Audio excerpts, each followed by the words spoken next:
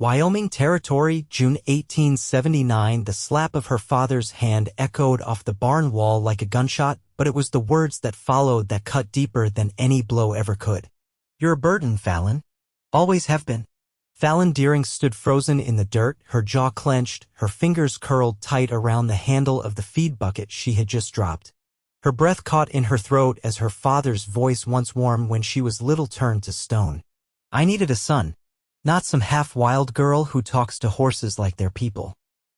You were supposed to help me, not drag me down." Fallon's mother had died 2 winters back. Since then, her father had grown meaner, his eyes colder. But never, not until now, had he said it plain. That he never wanted her. That she was nothing but weight around his neck. Fallon didn't cry. She just turned, stiff-backed, and walked straight past him, out of the barn, past the corral, and into the open hills behind their homestead. She did not look back. She walked for hours, not knowing where she was going, only that she would not stay where she was not wanted. The sun dropped low behind the mountains, and still she kept walking, past the trees, over the stream, until the land flattened out and her legs gave up. She sat beneath a scrub pine, arms wrapped around her knees, and let the cold come. If she died out here, maybe that would be easier. Quieter. Then she heard hooves. Not fast, not galloping. Just steady, careful steps crunching across the dry earth. A man on horseback emerged between the trees. He pulled his horse to a stop when he saw her, eyes narrowing. His features were sharp, dignified. His long black hair was braided down his back. He wore buckskin leggings and a faded blue shirt. A rifle rested across his saddle, but his hands stayed loose. Fallon tried to stand but stumbled. "You are hurt?" he asked, voice calm. She shook her head. "Just tired." He looked at her, then dismounted and offered a hand. "Come. You should not sleep alone in these hills. There are wolves here." She hesitated, but she reached for him. His hand was warm, steady. He helped her up, and when she swayed, he caught her gently by the elbow. "What is your name?" he asked. "Fallon." "I am Roka." She swallowed hard. "I cannot go back home. I did not ask you to." He led his horse beside them as they walked. He did not ask more questions. He just stayed beside her, step for step, until they reached a small camp tucked in the trees. A fire pit, a lean-to, a blanket rolled neatly on a bed of pine needles. Fallon sat by the fire while he built it up again.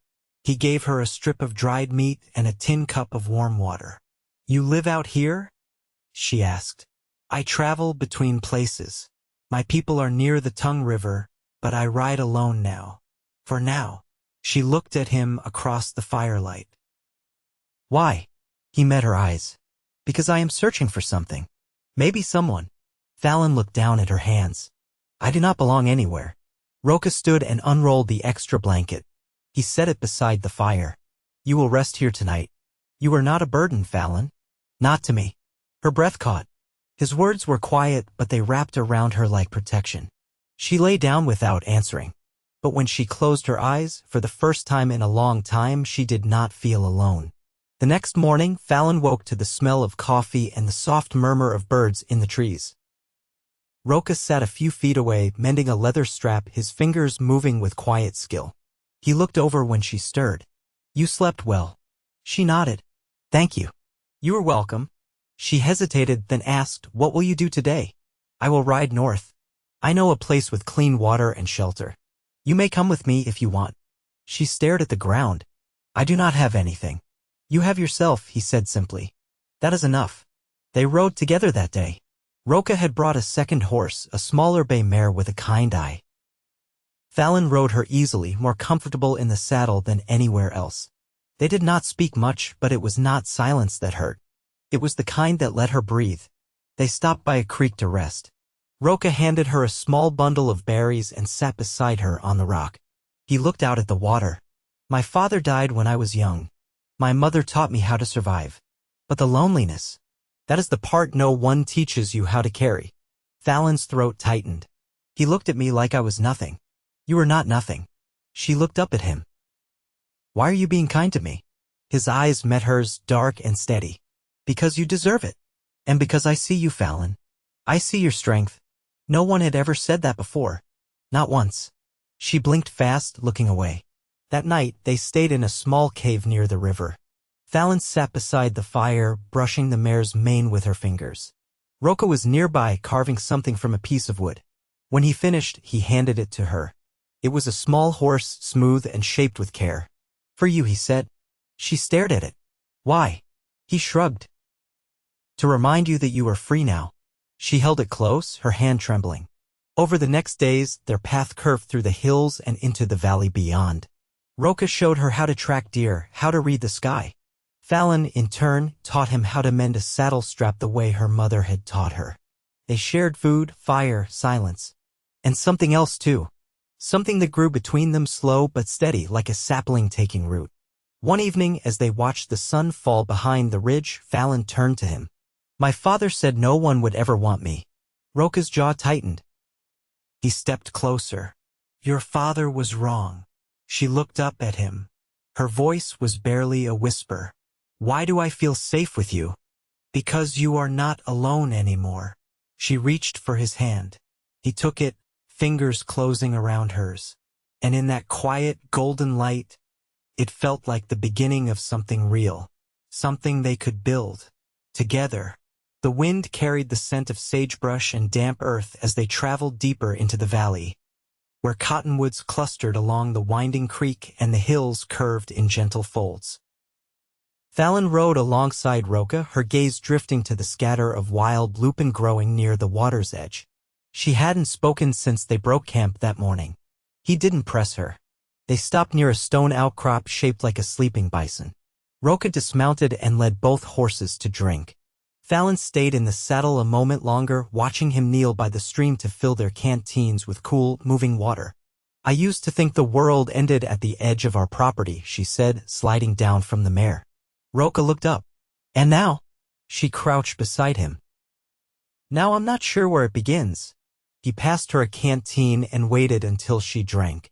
The land does not end or begin. It only changes. Fallon wiped her mouth with the back of her hand. My mother used to say something like that. Not in those words, but close. Roka stood and poured water into his palms, then let it fall back into the stream. What did she teach you? Fallon's mouth twisted slightly. How to tell if a cow was sick before it showed. How to keep bread from going dry in winter. She sang too. Only when she thought no one could hear. Roka untied a pouch from his belt and offered her a strip of sweet root. You sound like her mattered. She did, Fallon said. To me, anyway. They rested in the shade of the overhang, the stone still warm from the morning sun.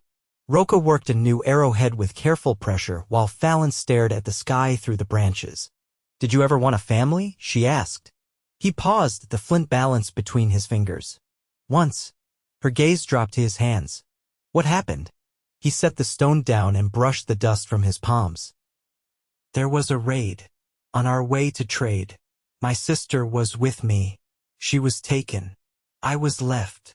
Fallon's breath caught, but she didn't speak. I searched. For weeks. The trail died in the mountains. His voice didn't rise or falter. After that, I rode alone.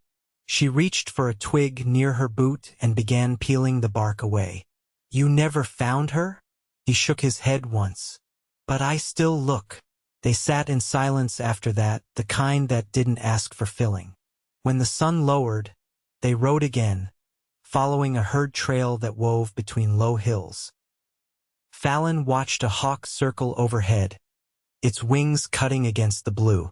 She thought of the barn, the sharp smell of hay, the weight of her father's hand, and she let it drift away like dust behind them.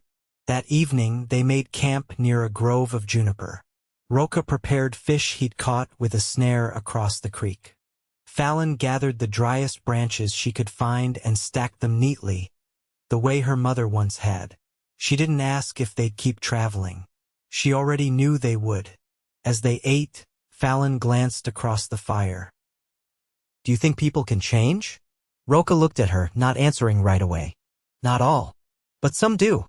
When they've lost enough or seen enough. I don't want to be the person I was back there, she said quietly. You are not, he replied. You left. She stared into the flames. That doesn't fix what I let him say to me. Roka reached across and placed something beside her, 2 lengths of woven grass, twisted into a narrow braid. You don't have to carry his words. There are others, better ones, to hold onto. Fallon touched the braid lightly. Did you make this? Yes. For what? For remembrance. She looked at him, her eyes reflecting flickers of light. Of what? He didn't smile, but his voice turned softer. Of the moment you stopped being someone who was left behind. Fallon drew the braid into her lap, her fingers resting on it like it might vanish if she let go. She didn't speak again that night, but when she lay down, she turned toward him, not the fire. And in the hush between the trees, she slept with her heart unguarded for the first time. The trail curved along the ridgeline, narrow and quiet beneath the late summer sky. Fallon rode with her eyes on the horizon where a thin column of smoke rose in the distance. Roka had said there was a Lakota family camped near the base of the hills he had not seen in over 2 years. He had spoken of them with care, but not warmth. Not yet. By the time they reached the draw below the ridge, dusk had settled. They found the camp tucked beside a stand of cottonwoods, 3 lodges in a half-moon, a single fire burning low. A woman stepped from one of the lodges, her hair streaked with silver, a long knife at her hip. She looked at Roka without blinking.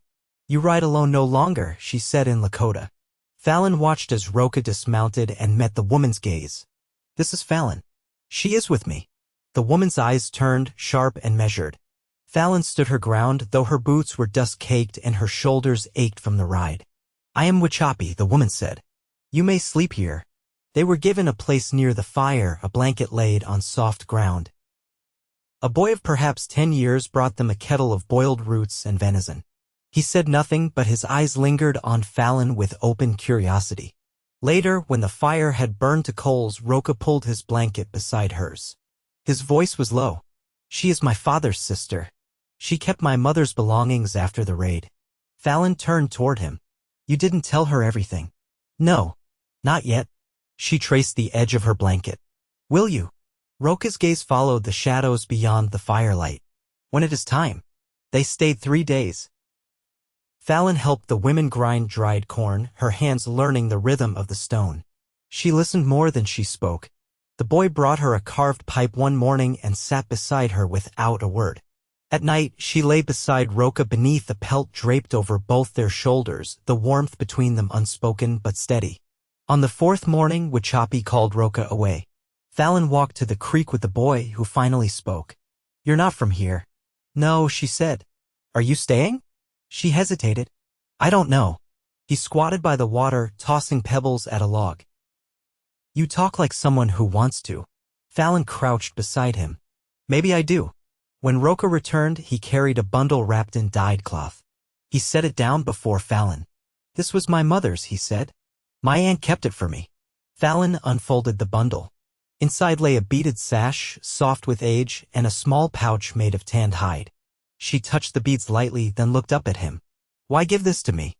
Because I want you to know who I am. And I want to know who you'll become here. With me. Her voice caught. I don't know how to be someone's. You already are. That evening, Wichapi took Fallon aside. They sat away from the fire, the air sweet with ripening chokecherries. My nephew has never brought someone to us before, she said. I didn't ask him to, Fallon replied. No. That is why I trust you. Fallon looked at her hands. I don't know what to offer. You offer what most cannot. You stayed. Fallon met her eyes. He makes me feel like I matter. Wichapi nodded once. Then you belong. That night, Roka didn't lay his blanket beside hers. Instead, he stood before her, hands steady. I would ask you to stay, Fallon. Not as a guest. Not as someone passing through. She rose to meet him. What would I be? My wife. Her heart beat once, hard. She stepped closer. Yes. He took her hands, not with ceremony, but with certainty. There were no vows spoken, no crowd to witness, only the wind in the trees and the fire's glow painting the curve of her cheek. When dawn came, they packed their things and left the camp behind. They would build their own shelter near water where the land was quiet and the soil soft enough for roots. And Fallon, once told she was a burden, rode beside the man who had claimed her not with words but with steady presence and open hands. She had not been cast aside. She had been chosen. They came upon the stretch of land near the base of the Bighorns just as the late summer grasses turned gold and brittle underfoot. A narrow stream curved through the slope, bordered by alder and willow, and a stand of spruce offered shelter from the stronger winds. Roka dismounted first, ice sweeping the terrain the way a man does when choosing where to put down roots. Fallon waited beside the mare, the reins slack in her hands. He pointed to a rise above the waterline. That ground will hold a lodge frame. The trees will break the wind come winter. Fallon studied the spot, then nodded. It's good land. He turned to her. We'll build it together. They worked through the days that followed, cutting young lodgepole pines, stripping bark, binding the frame with sinew Roka had prepared months earlier. Fallon's arms ached beneath the weight of each haul, but she never stepped back. She learned how to shape hide panels with a bone scraper, how to stretch them tight against the frame with a rhythm that steadied her breath. Her hands, once used mostly for reins and grain sacks, found new purpose here. One evening, after the frame stood solid and half-covered, she sank to the ground with her back against a downed log. Roka brought her a cup of boiled chokecherry bark, still warm. She took it with both hands. I didn't know what it was to build something with someone, she said, voice low. He crouched beside her. Now you do. She looked into the cup. What if I don't know how to keep it? Roka didn't answer right away. Then he sat beside her, knees bent, arms resting across them. You don't keep a place like this by holding it tight. You keep it by showing up every day and working it right. She leaned her shoulder against his. Is that how you keep people too? Yes. They didn't move for a long while, the wind stirring the grass in slow waves. By the 8th day, the lodge stood complete. Smoke hole cut, door flap hung, sleeping hides laid in a circle around the fire pit. Fallon stepped inside and let her hand trail along the edge of the central pole. Roka joined her, carrying a carved bowl with coals and sage. He lit the bundle at the center and let the smoke rise, circling the space. She watched the smoke curl around the beams and settle into the air. What does it mean? That this is your home now, he said. They sat together that night with the fire kept low. Fallon stitched a leather pouch with neat, even pulls. Roka sharpened a flint blade, the sound soft and rhythmic. Outside, the stars scattered clear across the sky, unmarred by any roof or ceiling. I want to plant something here, Fallon said, not looking up. Roka set the blade aside. What kind of thing? Beans, maybe? Or squash? Something that works better when it grows beside something else. He smiled, quiet and real. Then we'll make a garden. In the morning, Fallon walked out to the rise beyond the stream and pressed her feet into the soil. Roka joined her with a hoe carved from a deer scapula and a length of twine to mark the rows. They worked side by side, breaking soil, dropping seed, pressing it in with care. What did you think when you first saw me? She asked, brushing dirt from her fingers. You looked like someone who had been told too many lies, he said. And I wanted to give you truth instead. She glanced at him. And now you look like someone who knows her own worth. They stood there, the sun rising behind them, the planted earth before them, and the sound of water moving gently through the stones. Fallon reached for his hand. He took it without hesitation. I was never meant to stay in one place, she said. He turned his palm to face hers. Then let this place become an extension of you. She breathed in deep. I'm not afraid anymore. You never were, he said. You just needed someone to see it. That night, after the fire was banked and the lodge closed tight against the breeze, Fallon lay with her head on Roka's chest. His heartbeat was slow, steady beneath her ear. She traced the lines of his ribs with the pad of her thumb. I want to grow old here, she whispered. You will, he answered. With me. Outside, an owl called once from the spruce and the wind passed over the land like a blessing. Inside, two people who had been strangers not long ago now lay as one.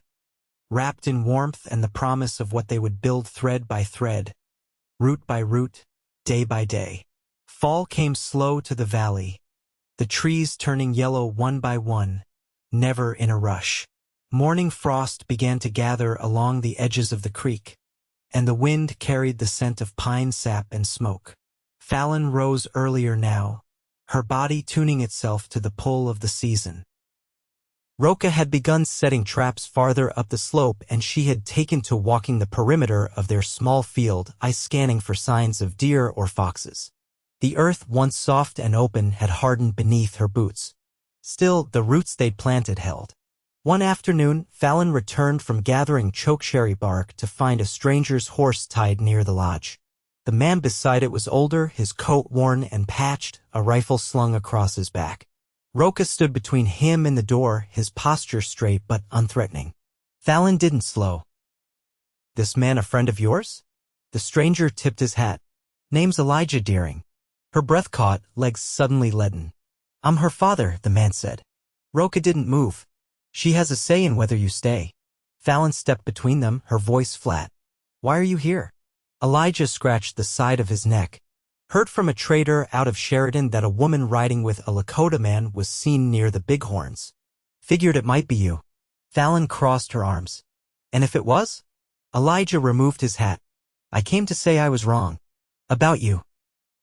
About everything." She stared at him, the wind tugging strands of hair loose from her braid. "You were cruel. You made me feel like I was something to be thrown away." "I know," he said, voice graveled with dust and regret. "I buried your ma last spring. Sat by that house until the boards started to rot. Thought maybe you'd come back. You didn't. I had nothing left there," she said. "I see that now." Roka waited, silent by her side. Fallon's gaze didn't soften. "I've built something here. Not just a shelter. A life. You don't get to come and stir it up." "I ain't asking to stay," Elijah said. "Just wanted you to know I was wrong. And that I hope you got peace." Fallon's voice was quiet. "I do." He nodded, jaw working once. "Then I'll ride out." He mounted, turned the horse without another word, and disappeared down the slope. Fallon watched until the trees swallowed him. She didn't cry. She didn't shake. She just turned and walked into the lodge. Roka followed. Inside, the fire had burned low. She knelt beside it, stirred the embers, then added a split log. Her hands moved with care. Roka crouched beside her. "Are you all right?" She nodded. "That chapter's closed. Does it feel finished?" She looked up. "Yes, it does." He reached for her hand but didn't speak. He didn't need to. Winter settled in slow and firm. They dug deeper into their stores, dried fish and root bundles, the squash preserved with ash and hung from the rafters. Roka tanned hides while Fallon stitched winter moccasins and helped mend the shelter's seams with sinew and spruce gum. They moved through the days with rhythm, the kind that belonged to people who had come to know each other fully. There was no need to fill the silence when they worked. The warmth between them needed no tending. One evening, the snow began to fall steady and thick. Fallon stood outside the lodge, eyes lifted to the darkening sky. Roka came up behind her, wrapping a buffalo robe around her shoulders. "You remember that first night you found me?" she asked. "I do. I thought I had nothing left." "You did," he said. "But you were still standing." She leaned back against him, the snow catching in her hair. "My mother used to say love was a thing you had to work at every day. Not something you found and kept like a trinket." She was right. Fallon turned to face him, her hands settling at his waist. "Then let me work at it. For the rest of my life. With you." He touched her cheek, his hand rough and warm. "You already are." They married under the bare limbs of the cottonwoods 2 days later, with Wachapi and her family arriving from the south to bear witness. The boy, now grown a little taller and with a sharper eye, brought Fallon a shell bead strung on a leather cord. "To protect your garden," he said. Fallon wore it around her neck as they exchanged vows spoken softly and without ceremony but anchored in truth. Roka gave her a ring fashioned from bone and braided horsehair. She gave him her mother's thimble, now strung with sinew, to hang from his belt. The snow deepened and they stayed close to the fire, reading the wind and the sky for signs of thaw. When spring came, it did not rush. It arrived gently. The garden began again. Seeds planted in new rows. Stones cleared from last year's soil. Roka built a smokehouse. Fallon tended the young shoots with quiet pride. They traded with Wachapi's kin twice that season, bringing back a basket of dried berries and a bolt of woven wool. One morning, Fallon pressed Roka's hand to her stomach as they stood beneath the sun. He did not speak. He only looked at her, then knelt in the dirt and rested his ear where her hand had been. They built a cradleboard that summer, lacing it with soft hide and lining it with rabbit fur. At night, they lay with their backs to the fire and their hands joined between them, speaking in low tones about the life they were making. Fallon no longer dreamed of running. Her feet had found their place. Her heart, once bruised and weary, now beat with steadiness and grace. Roka had not saved her. He had simply stood beside her as she saved herself. And together, they built something no one could take away. A home shaped by hands, by will, by love that had been earned. They grew old in that valley, their days marked by the rhythm of growing things and the hush of winter nights. When the child came a daughter with her father's dark eyes and her mother's quiet strength, they wrapped her in the same robe Fallon had worn the night she said yes. They named her Awinida, meaning fawn. Gentle, watchful, swift. And so the seasons passed, each one adding to the story of their life, full of work, laughter, and the kind of love that doesn't fade but deepens. Fallon never looked back. She didn't need to. Everything she had ever needed was beside her, hand in hand, beneath the wide Wyoming sky.